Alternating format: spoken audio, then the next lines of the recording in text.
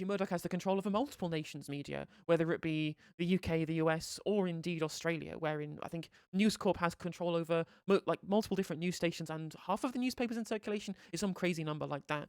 And speaking of Murdoch control of the media, one of the worst things that Rupert Murdoch's done to the UK media isn't actually things like the Sun and the gutter press, really and truly, because they don't really get taken very seriously. The worst thing that Murdoch's done to the UK is buying the Times, right? The newspaper of record, which essentially parrots the same kind of gutter journalism that you get from the Sun, that you get from the Daily Mail, etc., etc.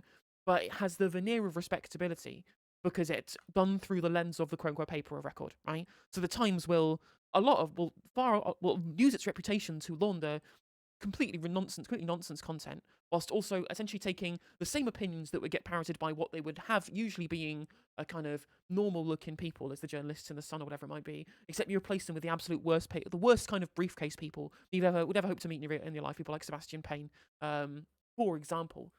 And again, because of the perceived respectability, even though the things that they say are complete nonsense and have no basis in fact, they are lent an air of undeserved legitimacy, which we'll see now, as we're going to be watching Matt Chorley interview Noam Chomsky about the 2017 election and Jeremy Corbyn and all the anti-Semitism stuff. And Matt Chorley is not a journalist; he's a fucking comedian. And there's been clips of this going around Twitter. And my God, it's quite something. So let's watch. Break away from the, as you put it, Western party line. Jeremy Corbyn, I think, just agreed with you on lots of things, actually, in politics. He went to the country twice and he lost twice. It turns out the country did not want Jeremy Corbyn to be Prime Minister. Well, you know perfectly well that that's not what happened. Jeremy Corbyn won an enormous victory in 2017. No, he didn't. Yes, the biggest victory that Labour had won in a generation. No, it wasn't. He lost. He didn't become Prime Minister. Then what happened is the British establishment... It's worth pointing out, right, that whilst there is some merit to the idea, right, obviously quite a reasonable amount of merit to the idea that, you know, clearly Corbyn didn't do enough if he didn't win the election, right?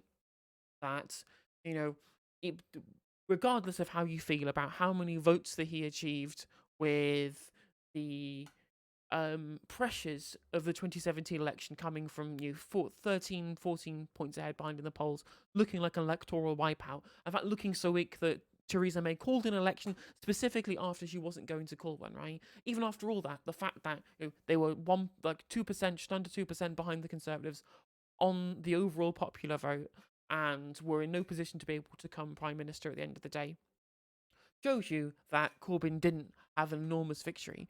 But you've got to understand, as I mentioned, there has to be the context, right? The context is on the back of huge amounts of press scrutiny, internal factional Labour infighting, for example. We all know, we've seen the Ford report, we know that the Labour right deliberately tried to throw the election in 2017 using underhanded methods, which, as he will go on to point out, then changed to very overhanded methods between 2017 and 2019. But in the wake of that, there was a hung parliament, it was a reduced majority. Quite frankly, the only thing that stopped Jeremy Corbyn from being Prime Minister in the first place was a combination of Ruth Davidson and the SNP.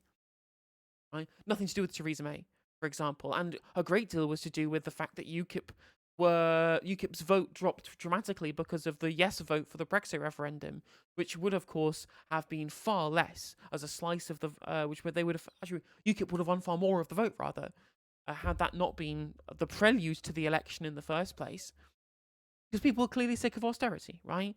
The massive leap in the Labour vote, as Noam Chomsky points out here, the massive leap in the vote from 2015 to 2017, in 2 years no less, because of the dramatic change in rhetoric, the dramatic change in policy, the dramatic change in leadership that took Labour from snatching defeat from the jaws of victory in 2015 against someone who literally murdered 300,000 people to almost taking the Conservatives' majority away from them and almost being in the position to become Prime Minister at that point as well, against huge amounts of backlash, is an enormous achievement.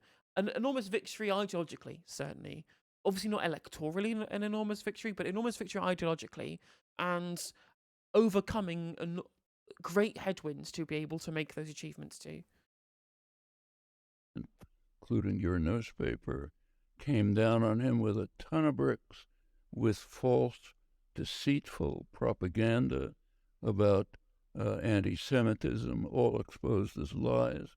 Totally. That's just not true. I'm afraid that's just not true. Labour MPs left the Labour Party because of anti-Semitism.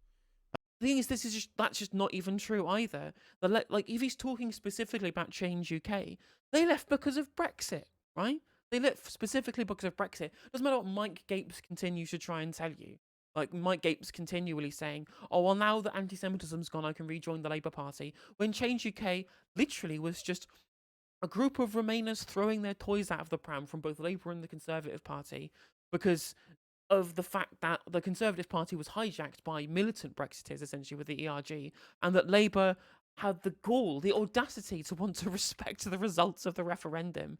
So people like Chuka Ramuna and Mike Gapes threw their toys out of the pram, no less before becoming incredibly high-profile executives at other companies. In the case of people like Chuka Ramuna or Angela Smith or Gavin Shuke or whatever it might be, Mike Gapes notwithstanding, for example. If you're going to choose one MP who might have left the party over anti-Semitism, Luciana Berger is like the only one that you could say actually left the party itself as an MP because of anti-Semitism. And even then, we know from the lawsuits that the anti-Semitism against her, if that was taken to court, all came from the far right. We know that now.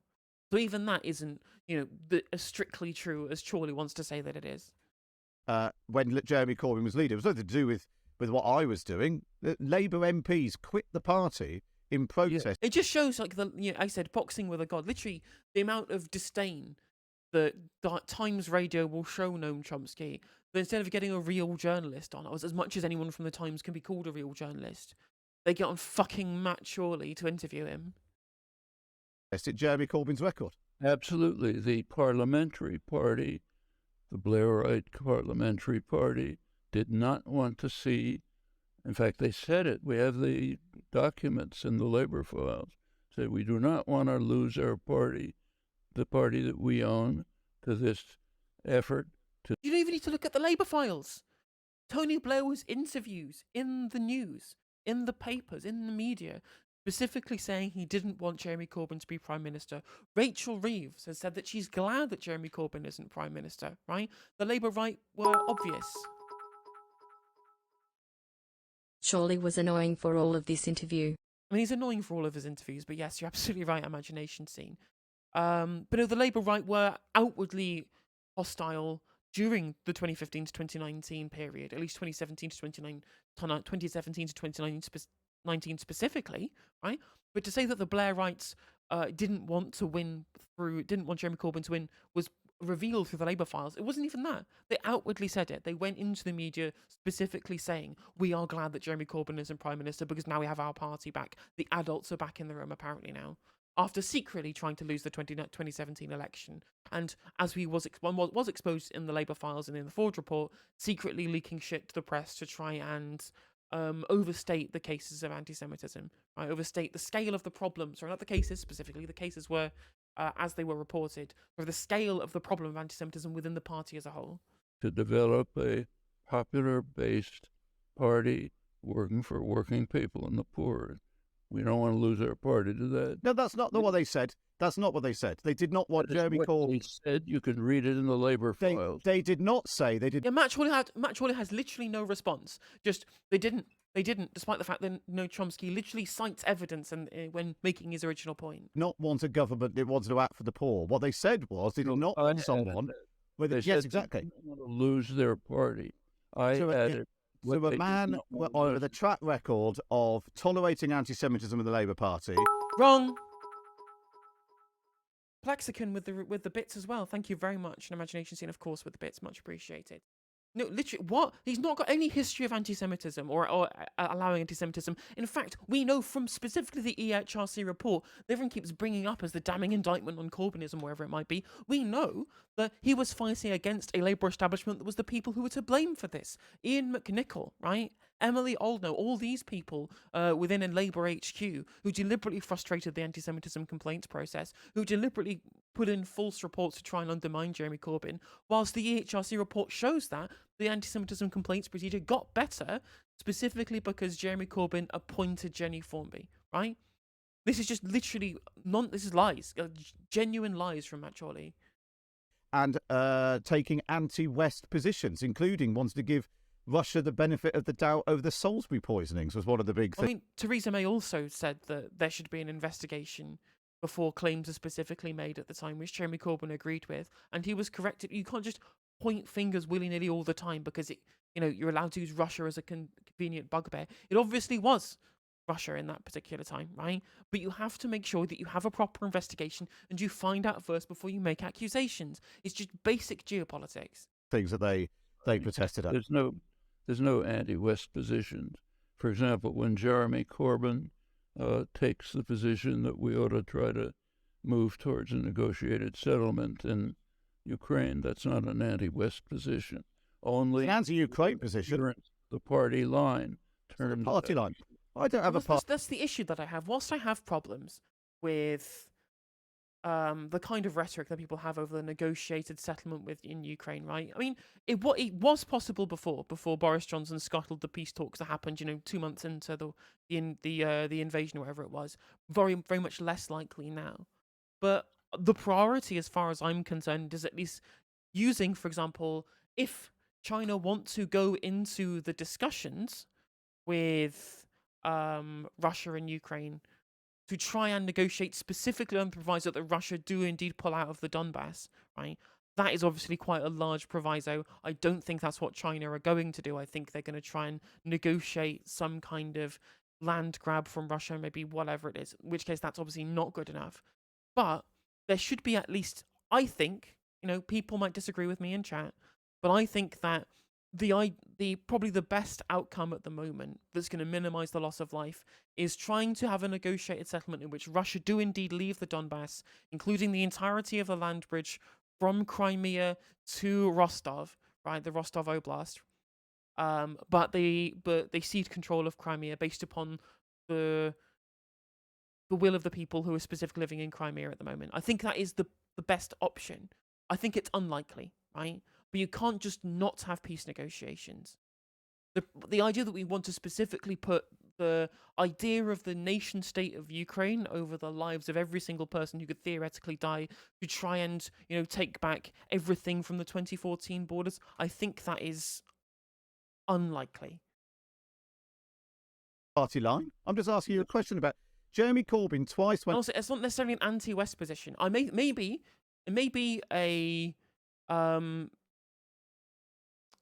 naive position, right? It may very well be a naive position to say that we should try and get a settlement on Ukraine, because I think it's unlikely, right? Might be a very naive position, but to say it's an anti-West position is, again, it's just the same rhetoric that Russia uses against the West, right? To be anti, Russian invasion, for example, is thereby being part of this war between the Russia and the West, which, again, these campus positions from both sides of the discussion do not help anybody.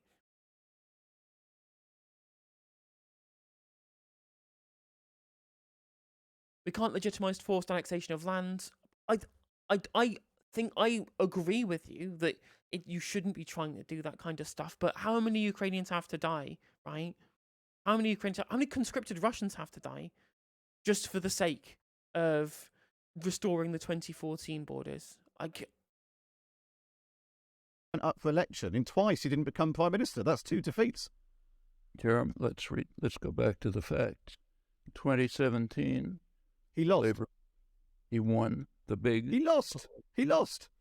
Sorry, there was the biggest Labour in history. Then came the... It wasn't. No, it wasn't.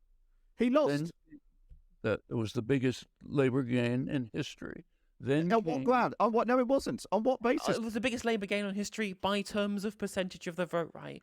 I hate this position that centrists always have, saying, well, if you lost the election, then that means that your ideas were bad and people didn't want you, for example. When really all that you can do during election, really and truly, is get as many votes as you can, right? You can't control how many people vote for the other parties. All you can do is put forward your case, and then people will vote for you or they'll vote for somebody else, right? And the fact that they got such a high vote, the only reason why they didn't take the highest vote they'd had since 1997 or whatever it was, percentage-wise rather than raw numbers-wise, right, the highest percentage of the vote they'd had in decades, to an electoral victory, was because the Conservatives had managed to conglomerate the vote that supported them specifically, whilst also then incorporating the UKIP vote that died as a result of the fact that the Brexit referendum did the way that it did. This was it. Then came the enormous establishment attack across the board, right to left, it's what's called Left Guardian, with deceitful lies, all since exposed, about charges of anti-Semitism. No, that's not true.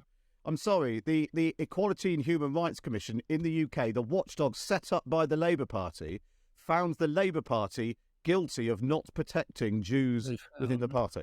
And that was the right of the Labour Party that was to blame for that. Literally fucking Ian McNicol. Anti-Semitism in the Labour Party than among the Tories. This has all been exposed in detail by the Labour files. You can read it on Al Jazeera. The British press has chosen to mostly suppress it and marginalize it, but that's a problem for the British press. Corbyn has since been virtually kicked out of the Labour Party. His effort to try to develop a popular-based party, participatory party, that would serve the interests of working people and the poor was smashed by the British establishment. It's a scandal, okay? But has nothing to do with these other things that we're talking about. No, well, I suppose my original question was, how does politics change in the West then? America and Britain.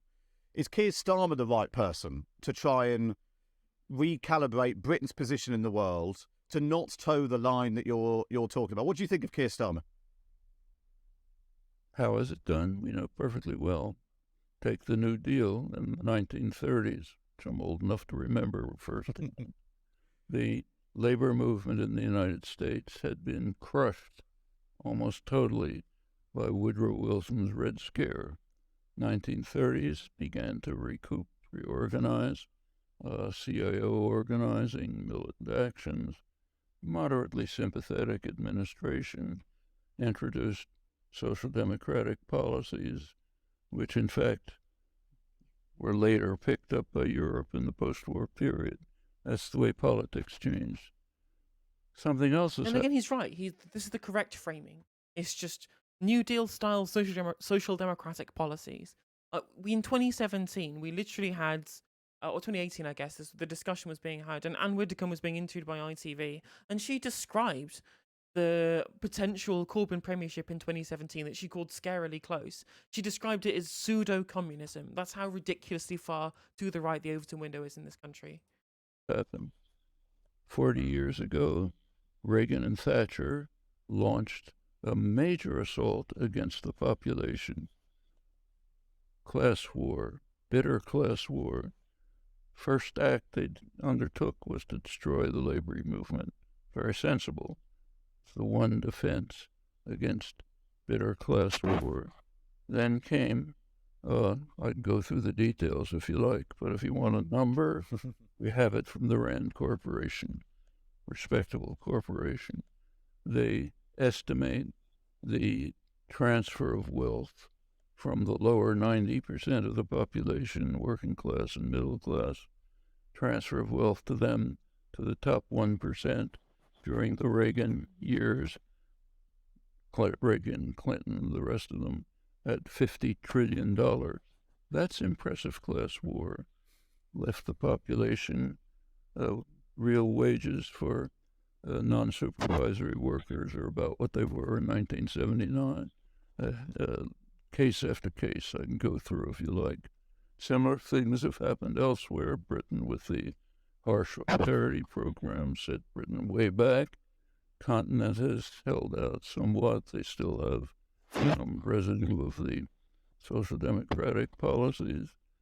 All of this has left populations angry, resentful, distrustful of institutions, quite rightly, easy prey to demagogues of the Trump, Orban, Bolsonaro, Farage variety. Okay, that's what's happened in the last 40 years. How do you change it? The way you changed it in the 1930s. by political action and organization, revitalization of the labor movement, and so on. And if you say, you know, True, very true. From about what's been done there. What I want to touch on as well, right, is this idea that I need to keep talking about this every single time. The discussion about halfway through around the Labour rights reaction to all of this kind of stuff. The Matt Chorley kind of didn't seem to think that there was a Labour right desire to try and crush the left of the party. Was that the Labour right are the entryists.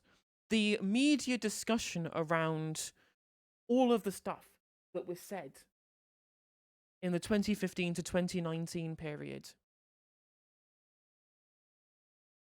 about how the Labour Party was being taken over by militant interests rather than just people who wanted genuine social democratic reform, right? This is not the same as militant tendency in the 80s.